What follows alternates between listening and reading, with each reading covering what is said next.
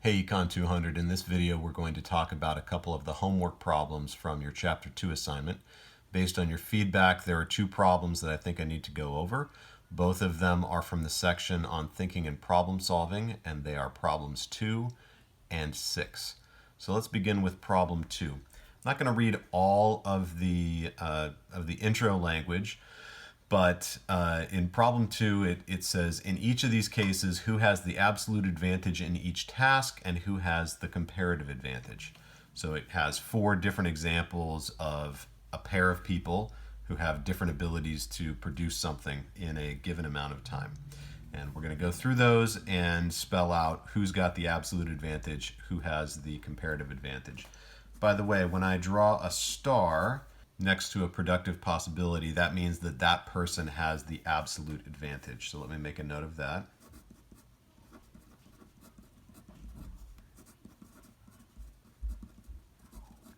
All right, so in part A of problem 2, we have the following scenario, or the following case. It says, in 30 minutes, Kana can produce 1 miso, or she can clean the kitchen. In 15 minutes, Mitchell can make a miso soup. It takes Mitchell an hour to clean the kitchen. So here I've got the names of each of these two people, the amount of time it takes them for a particular productive activity. All right, so absolute advantage. Remember, absolute advantage means you are better at producing something than your potential trading partner is. You're faster, or you can produce it with fewer inputs, or whatever, however you want to define that in terms of efficiency. So here, it's going to be whoever can produce the good first or fastest. Mitchell is faster at producing miso than Kana is, so Mitchell has the absolute advantage in producing miso. And for cleaning the kitchen, Kana can do it faster than Mitchell, and so Kana is going to have the absolute advantage. For comparative advantage, we can't just look at how good they are at producing one thing or the other. Instead, we have to look at their opportunity cost. So I'm going to make an opportunity cost table. And we're going to look at the opportunity cost of 1 miso and 1 cleaning.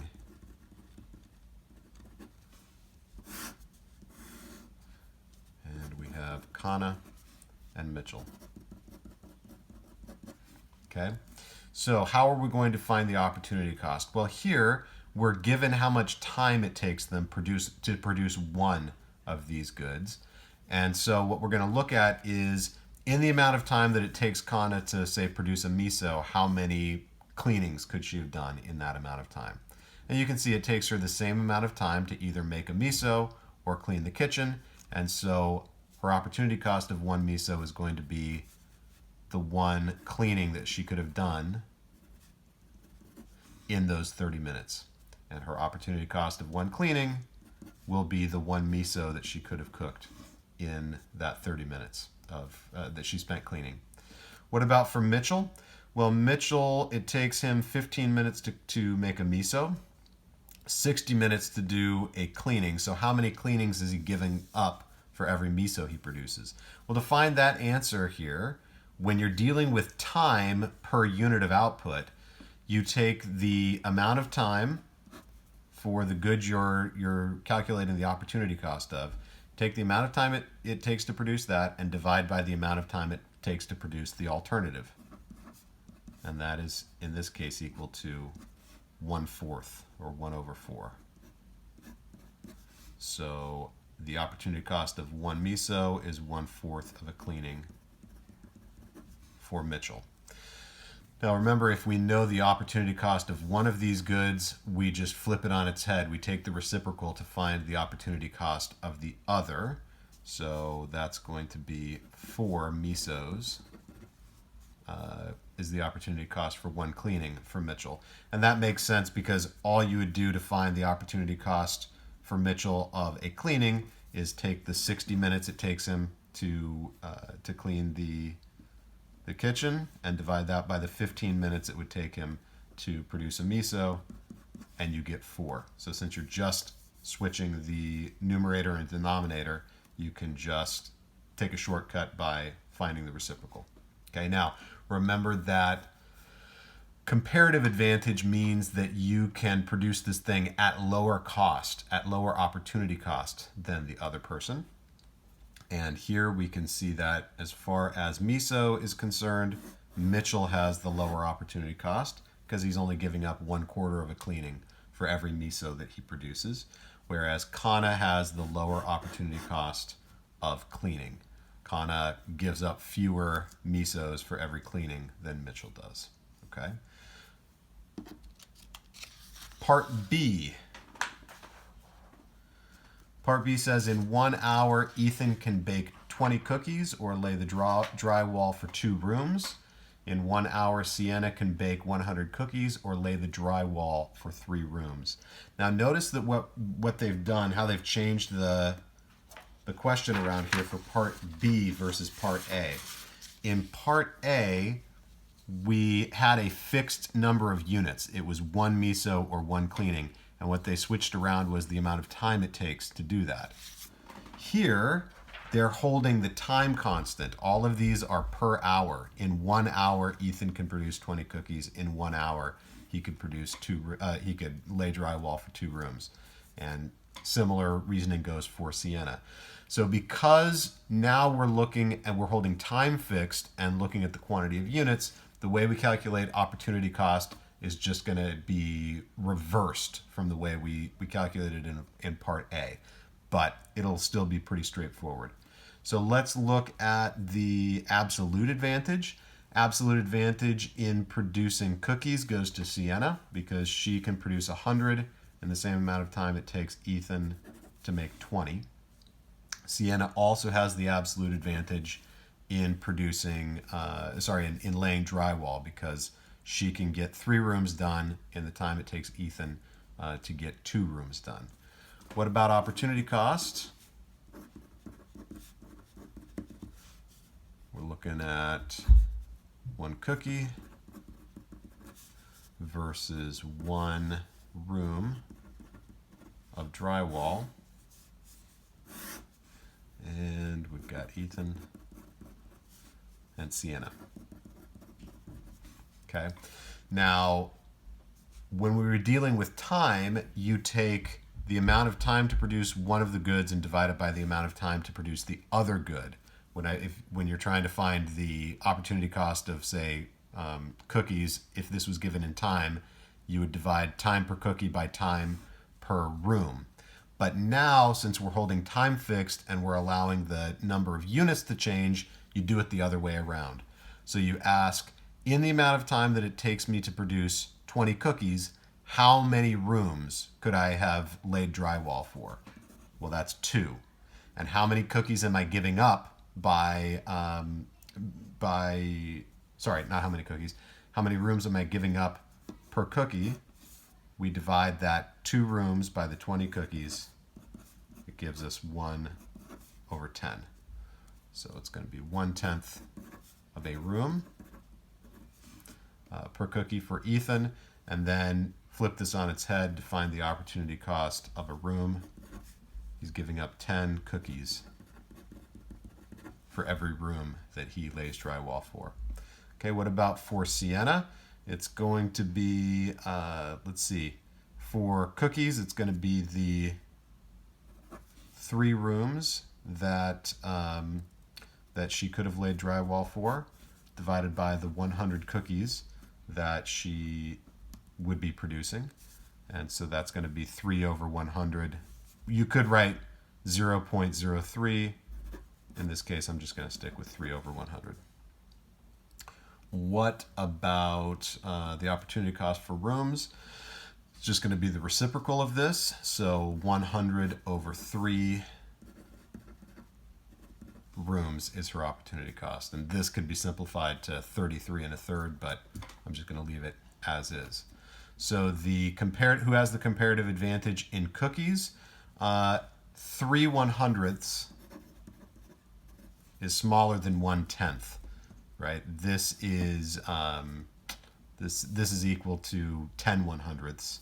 That's only 3/100ths, and so Sienna is going to have the the comparative advantage in producing cookies. Ethan will have the reverse. 10 cookies is smaller than 100 divided by 3, or 33 and a third cookies.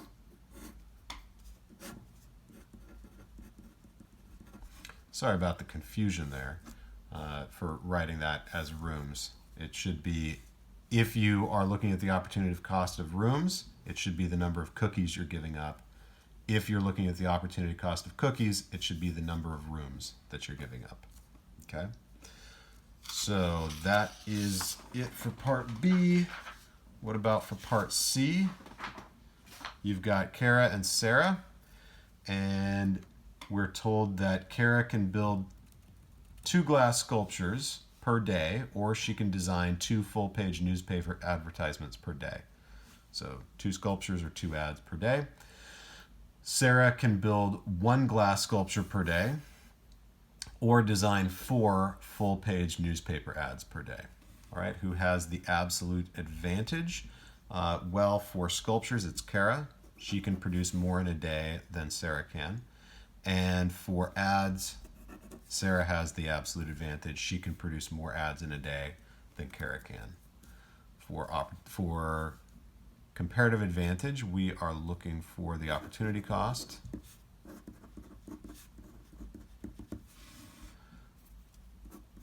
Opportunity cost of 1 sculpture versus the opportunity cost of 1 ad.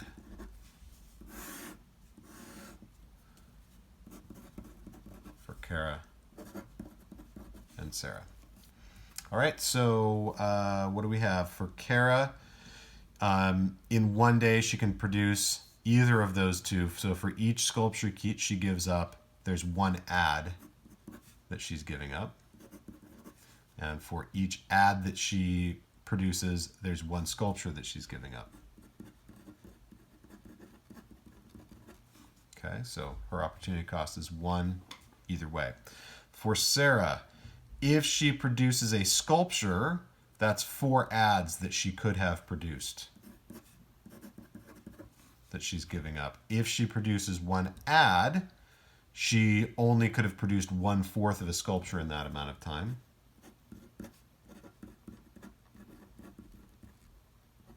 So that is her opportunity cost. And who's got the smaller opportunity cost? Well, Kara has the smaller opportunity cost in sculptures, and Sarah has the smaller opportunity cost for producing ads. And so we've got comparative advantage in sculptures goes to Kara, comparative advantage in ads goes to Sarah. And finally, part D, which has a nod to the television series. What is it? A nod to the television series Star Trek: The Next Generation. Not sure if any of you have seen that, but Data and Riker are the names of 2 of the characters on that show. Data can write 12 excellent poems per day or solve 100 difficult physics problems per day. Riker can write 1 excellent poem per day or solve 1/2 of a difficult physics problem per day. Okay, well, who's got the absolute advantage? Data has the absolute advantage in both of these activities because he can produce more in a day than Riker can, of whether you're looking at poems or physics problems. Comparative advantage, we'll go to the one who has the lower opportunity costs in each.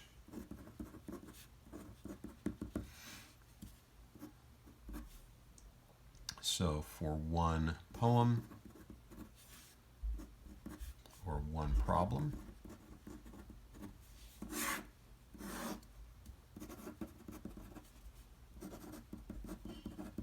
for Data and Riker.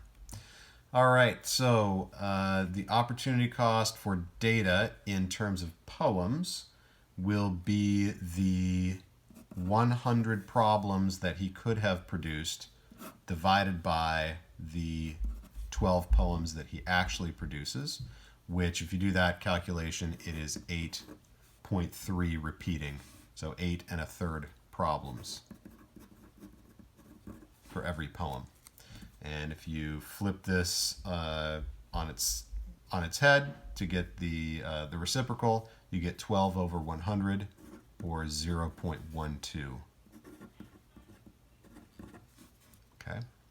For Riker, in terms of poems, you've got the half of a problem that he could have done that day divided by the one poem that he would actually be doing, which is 1/2.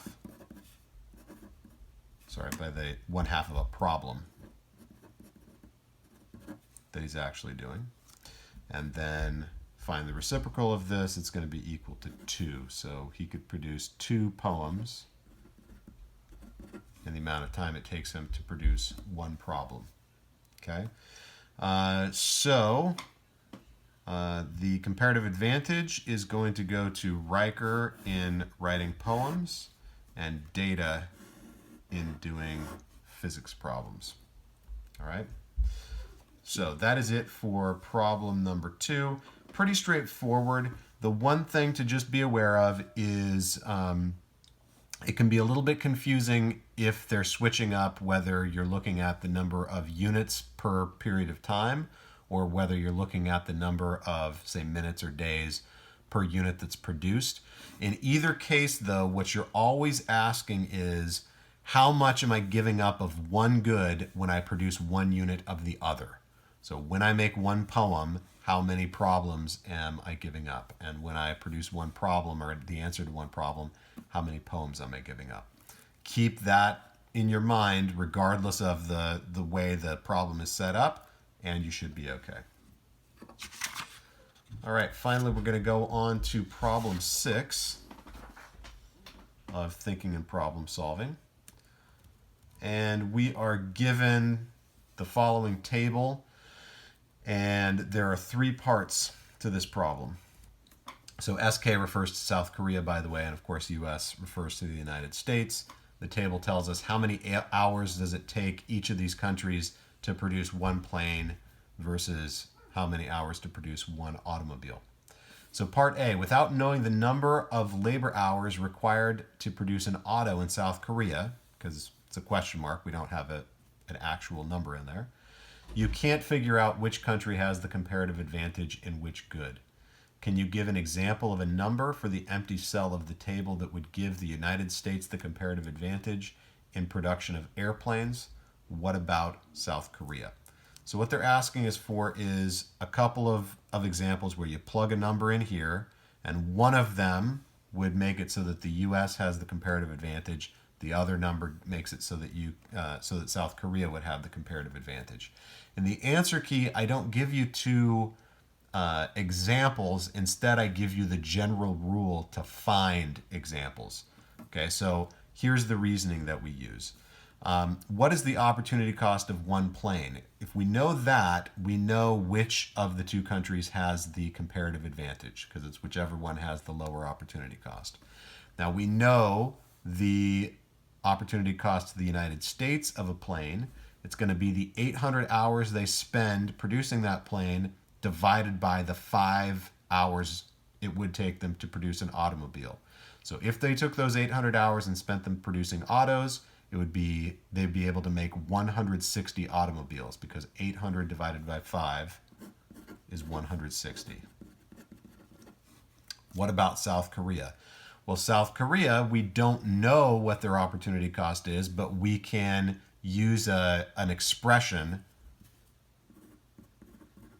for the general rule, which is we know that we're going to take 2,000 and we're going to divide it by whatever number we plug in for their autos per hour. And instead of a question mark here, I'm going to turn that into an X.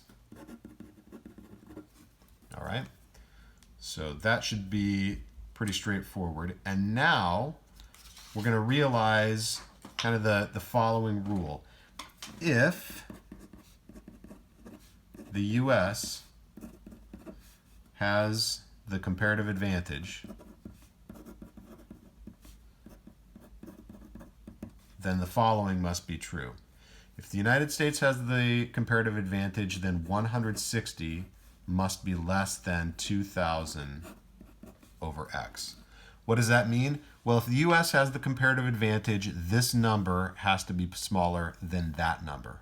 Okay, so whatever number we plug in for X, it needs to keep this inequality true, that 160 is less than 2,000 divided by whatever number we choose. Okay?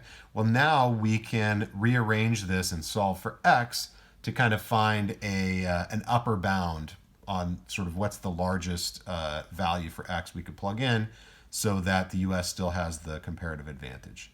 All right, so multiply both sides of this equation by x. You've got 160x must be less than 2,000. Divide both sides by 160. You have x must be less than 2,000 divided by 160 is 12.5. Okay?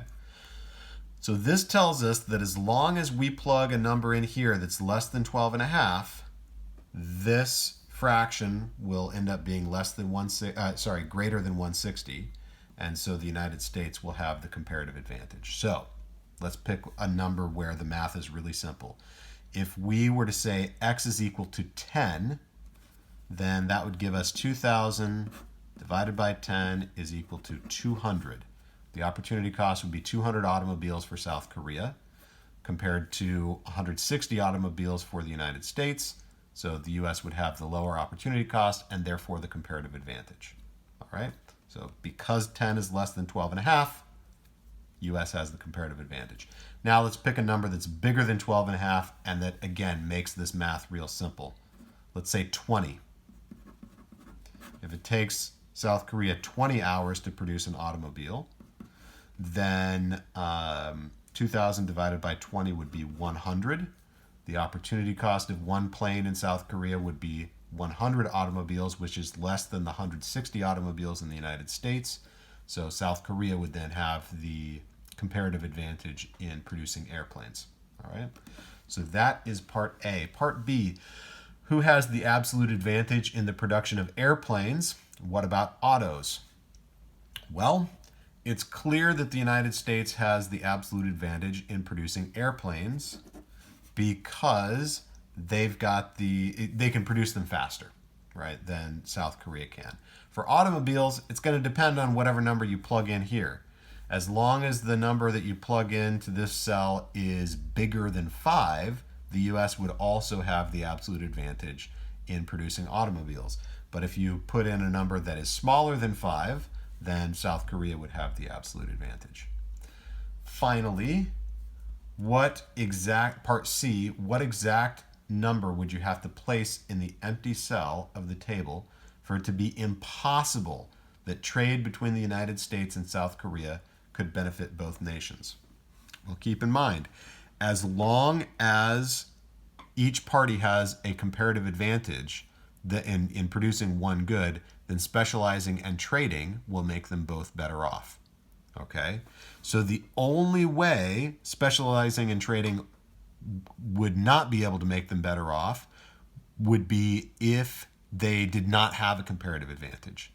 And the only way to not have a comparative advantage is for your opportunity cost to be exactly the same as the other person's opportunity cost. That's the only way it can be true that neither party has a comparative advantage. All right? So what that means is we need to place in a value for x here so that when we divide 2,000 by x, we get 160 as the number. Then both of these two countries would have the same opportunity cost. Well, we already figured out what number to plug in part A. We know that if I plug in a number that's less than 12.5, the US has the comparative advantage. If I plug in a number that's bigger than 12.5, South Korea will have a comparative advantage. So if I plug in the number 12.5 exactly, that's going to be equal to 160. If 160 is the opportunity cost for South Korea, then both of these countries have the same opportunity cost. There is no comparative advantage. So they can't make each other better off by specializing in trading. Notice that they wouldn't make each other worse off by specializing in trading either. It's just that they couldn't take advantage of comparative advantage to create more stuff for the two of them combined. All right. So that is it for this video. Hope it was helpful. If you've got any questions about these problems or others, feel free to reach out, shoot me an email. set up a Zoom meeting, something like that, and I'll be more than happy to talk to you about it more. Take care, everybody.